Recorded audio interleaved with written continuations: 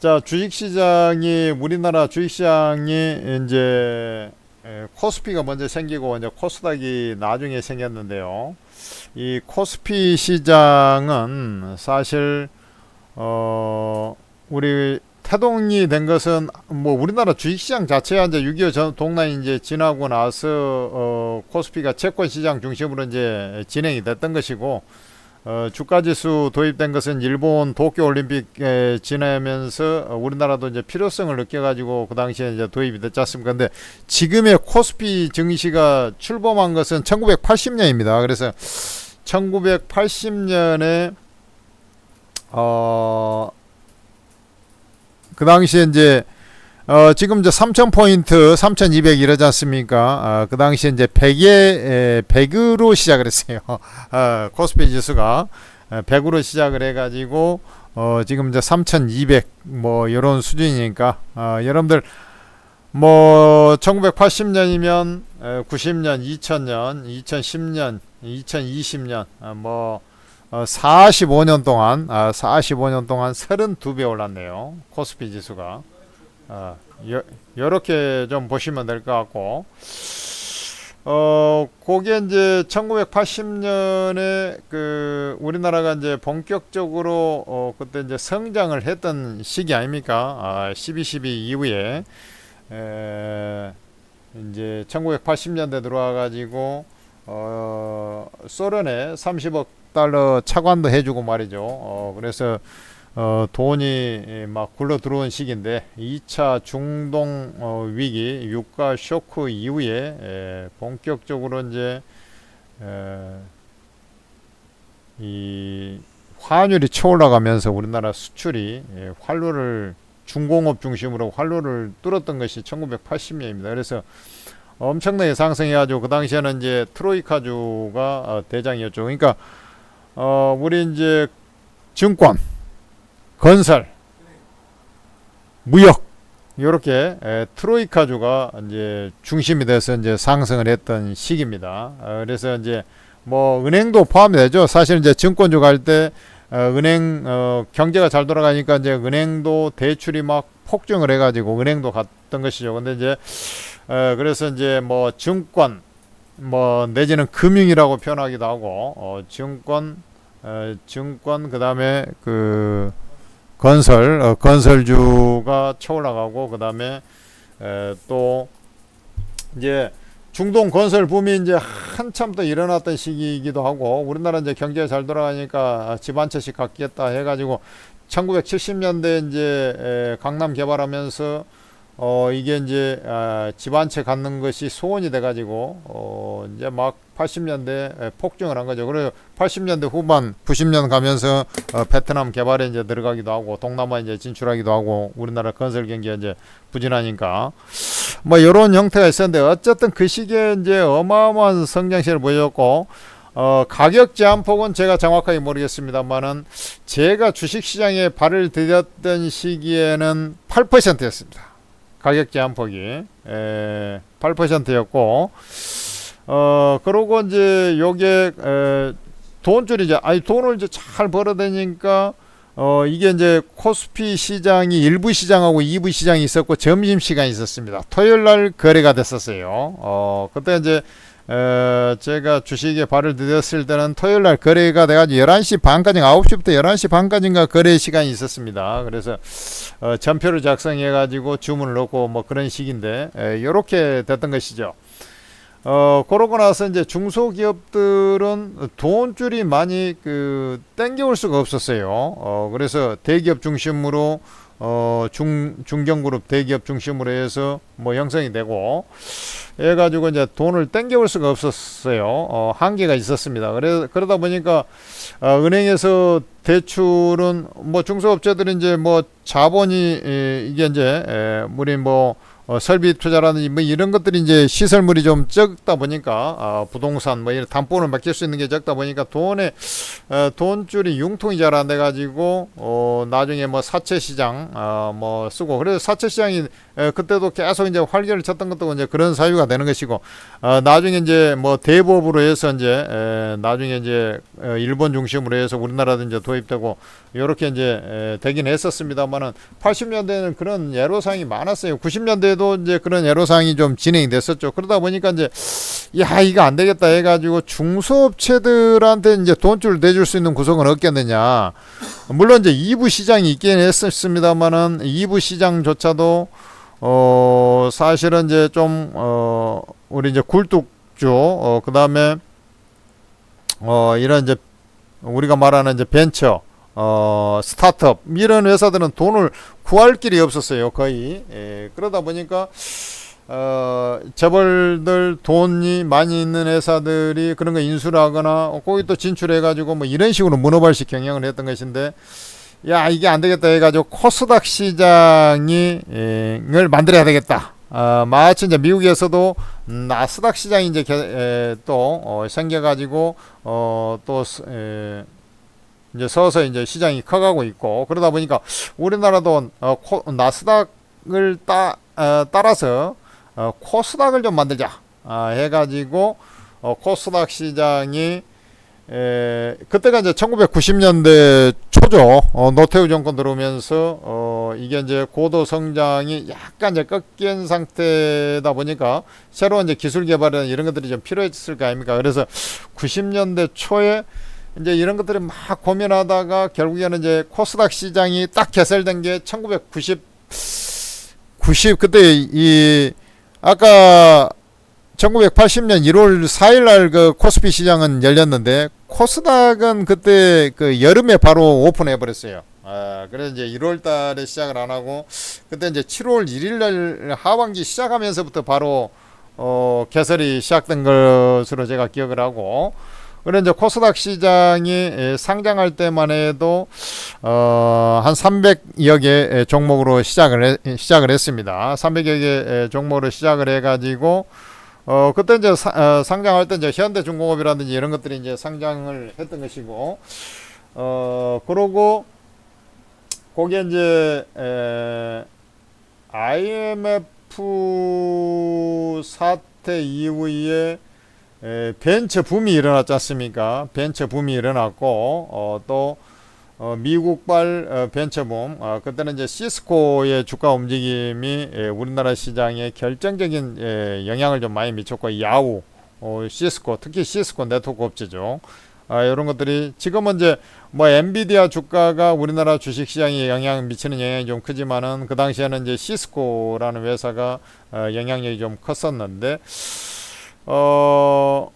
뭐 IMF가 터지고 나서 말이죠. 그때까지 이제 이 98년 뭐 여태까지 이제 그 점심 시간도 좀 쉬었고요.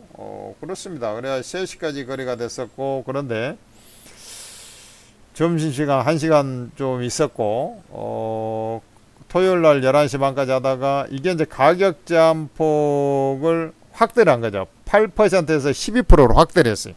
그때 확대를 한 겁니다.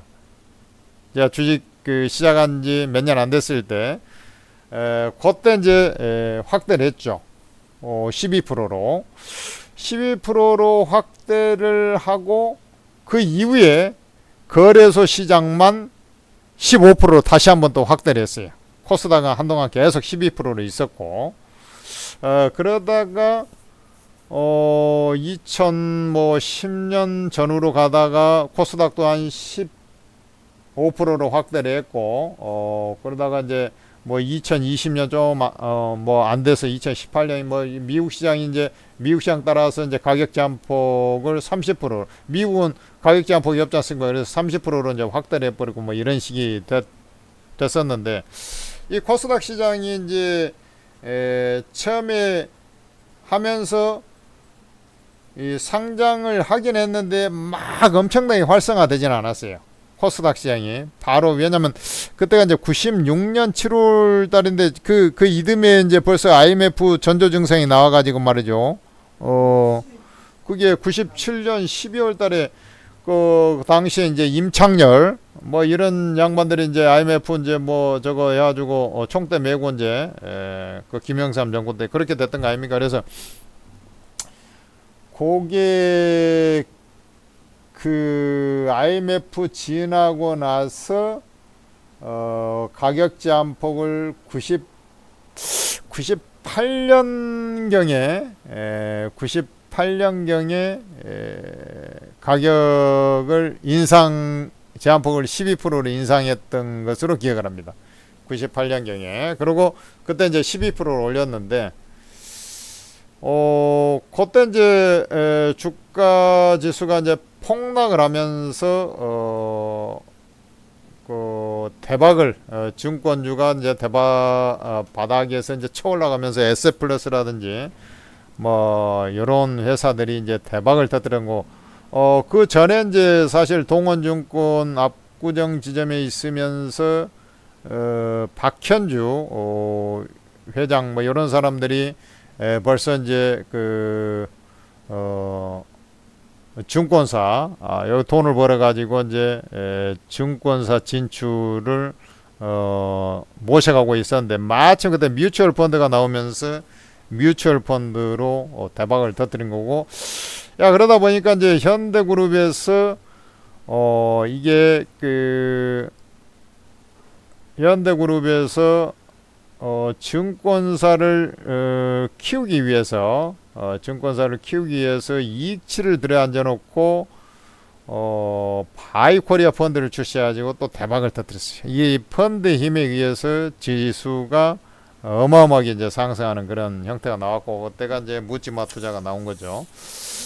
그러고 이제 현대중공업에 이어서 이제 그때는 뭐 통신주 이런 것들이 이제 상한가를 이제 많이 가던 시기고 아주 무거운 종목이 하나 있었는데 코스닥의 시가총액 1위 종목이 하나로통신이었어. 하나로통신이었고 3위권에 이제 현대중공업이 한 4위 나중에는 뭐 처지고 했었는데 뭐 현대중공업 위치에 있었던 것이고 뭐 거래소 시장의 주도주는 데이콤이었고 이후에 코스닥의 주도주는 새로운 기술이고 이렇게 갔던 거죠. 여하튼 뭐 그런 시장의 일련의 흐름을 거쳐서 왔는데 코스닥 시장이 제가 이제 말씀을 드려보면 이 코스닥 시장이 그때 묻지마 투자 나오면서 말이죠. 이 종목들이 싹 빠져나가가지고 거래소로 이제 점점 다 옮겨가지고 쓸만한 종목들 다 옮겨가지고 말이죠. 여기에 지금 코스닥 시장이 당시에 이게 한번 보여드릴게요. 당시에 2,800인가 2,000 거의 뭐 3,000원 같은 거거든. 그게 얼마나 묻지마 광풍이 일어났는지를 알 수가 있죠. 지금 지수가 얼마입니까? 지금 지수가 얼마야? 820입니다. 그것도 조금 올라와서 820이죠. 그러니까 그때 묻지마 광풍이 얼마나 나왔는지를 알 수 있죠. 거의 뭐 3,000 가까이 갔으니까 코스닥 지수가 이게 이제 우리 이제 튤립 버블하고 거의 유사하다 이런 얘기가 나올 정도였으니까 막 엄청납니다. 그때 이제 한국통신 프리텔 뭐 이런 것들이 상장하자마자 뭐 다음 커뮤니케이션 이런 것들이 상장하자마자 뭐 12방씩 막 날라오고 뭐 이런 시기고 하니까 뭐 이런 시기를 거쳐왔던 게 지금의 시장이고 그러니까 코스닥 시장이 이제 쓸만한 종목이 거래소로 가버리면서 거래소 시장은 그래도 계속 우상향을 하는데 코스닥 시장은 빌빌 돼버리는 그런 형태가 있는 것이죠. 그래 이제 코스닥 시장 같은 경우는 이렇게 봐야 됩니다. 경기가 이제 부진할 때는 당연히 이제 우리가 블루칩, 우량주, 업종 지배력이 있는 종목 그런 거죠. 중심으로 먼저 바닥에서 움직이고 금리 인하를 막 해가지고 경기 부양 모두가 계속 진행되면서 할수록 우리 이제 채권도 마찬가지고 저항크 펀드, 부실 채권 중심으로 해서 뭐 이런 것들이 이제 쳐 올라가는 그런 형태가 있듯이, 그때 이제 주로 빚을 많이 갖고 있고 회사 재무구조가 탄탄하지 않은 코스닥 랠리가 나오는 경향이 많다, 이렇게 좀 보시면 됩니다. 그럼 금리나 사이클에 주식시장이 좀 빌빌대고 있을 때 코인 시장이 같이 움직이는, 코인 시장은 바짝 움직이다 그 다음에는 좀 주춤하고 이 진폭이 좀 크죠. 요렇게 가닥 정리를 하면 되겠습니다. 모처럼 생각이 나서 주식시장에 대해서 말씀을 드렸습니다. 자, 여기까지 주식시장의 역사에 대해서 한번 읊어봤습니다. 제 기억에 있는 쪽에. 그러니까 이제 이게 이제 종목들이 과거에는 이제 지금도 작전주들이 많이 성행을 하고 합니다만은, 예전에는 작전복으로 많이 움직였어요. 작전복으로 진짜 세력주, 작전주 엄청나게 움직였습니다. 그래야 이제 시장 왜곡을 많이 했던 것이 있죠. 더군다나 상한가 폭이 이제 8% 이러다 보니까 종목들 좀 움직였다 그러면 상한가 3방 기본적으로 올라가고, 그 다음에 이제 한 1000%씩 10루타 종목 1000%씩 올라간 종목이 수두룩박죽했어요. 심지어는 이제 예를 들어서 중국에서 이제 중국이 조금씩 개발되다 보니까 어느 정도였냐면, 중국에서 이제 베이징에서 이제 보통 황사 이런 게 이제 봄에 날라오거든요. 3월 달에. 그래 황사가 날라오면은, 이게 황사가 날라오니까 이게 이제 지금이야 미세먼지 수치 그때는 그런 건 아니고, 황사가 날라와서 4발 달린 짐승, 그 중에서도 가운데 돼지 마냥 발이 찢어진 애들, 그런 것들이 구제역에 걸리게 돼 있다 해가지고 구제역 테마가 움직이고, 이 황사가 움직일 때 벽지를 좋은 걸 쓰면은 신기술 개발로 해서 이런 것들을 구제역이라든지 이런 걸 지금 눈병 이런 걸 막을 수 있다 해가지고 개나리 벽지를 바르면 좋다.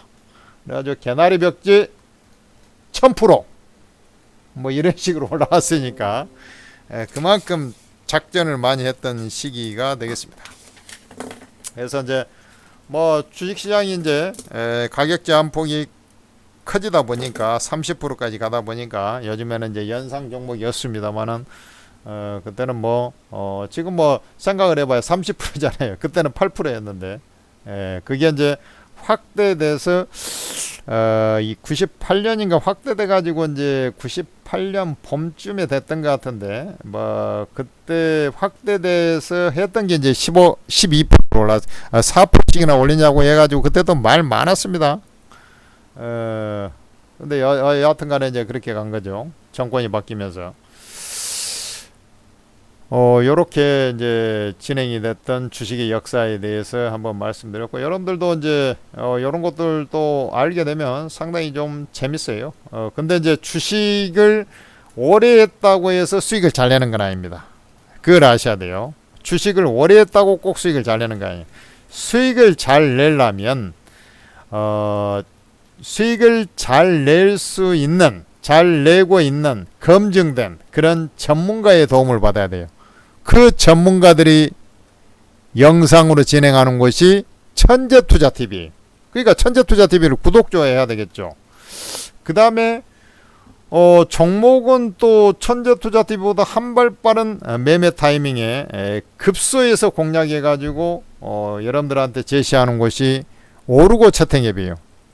그러니까 주식 히스토리를 내가 오랜만에 읊어주니까 그런 것이 있었어, 좋아, 거기서 끝나버리면 그건 1차원에서 끝나버린 겁니다. 그 2차원 3차원까지 올라가야 되는데, 2차원이 천재투자TV라면 3차원까지 여러분들은 올라가지, 여러분들 남들보다 고수익이 날 수밖에 없어요. 그게 이제 오르고 채팅앱이. 왜냐하면 여기에는 제야에서 제일 잘한다는 초절정 고수 24명이 무료로 100% 무료로 종목을 직접 골라가지고 매수 매도가 다 찍어주면 수익을 내줘버리는 것이 오르고 차팅 앱입니다. 천재투자TV에서 만든 거예요. 그래 여러분들께서는 오르고 차팅 앱을 플레이스토어에서 다운로드를 받아가지고 무료 회원 가입한 다음에 로그인해서 이 공개 채팅 탭을 눌러보면 오르고 채팅 하단에 이걸 눌러보면 24명 무료방이 다 있단 말이에요. 주식도 있고 코인도 있습니다. 여러분들 제한 없이 입장이 되니까 입장하셔가지고 도움을 받으셔가지고 수익 주식 투자의 묘미 수익을 내는 것을 여기서 직접 보면서 따라 하시고 여러분들도 대박의 길로 접어들면 되는 겁니다. 아셨죠?